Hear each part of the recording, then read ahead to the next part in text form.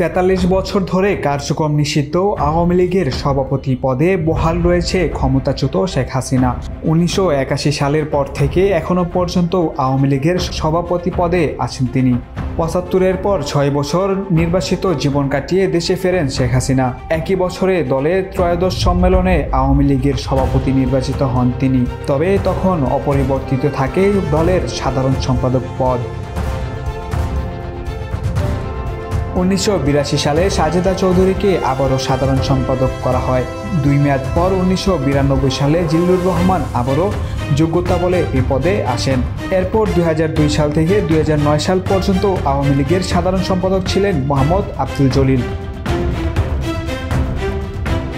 ২০০৯ সালে ১৮তম সম্মেলনে আওয়ামী লীগের সাধারণ সম্পাদক হিসেবে নির্বাচিত হন সৈয়দ নজরুল ইসলামের পুত্র সৈয়দ আশরাফুল ইসলাম।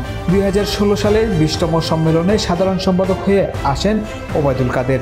এরপর থেকে এখনও পর্যন্ত ৮ বছর ধরে অপরিবর্তিত আছে এ পদ।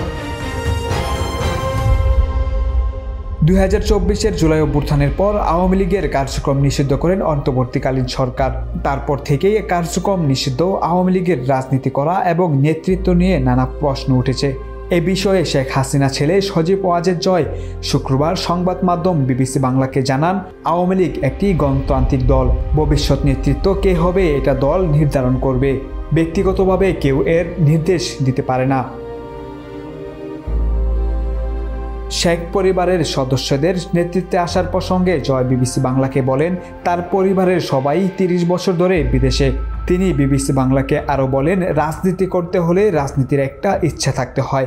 টিউলিপের রাজনীতি করার ইচ্ছে ছিল, তাই সে রাজনীতি করেছে ইংল্যান্ডে, বাংলাদেশে রাজনীতি করেননি।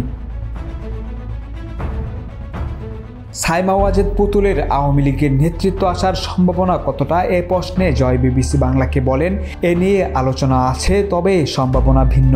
আমার বোনকে নিয়ে যে চিন্তা করা হয় তার আসলে রাজনীতিতে সেরকম কোনো ইচ্ছে নেই।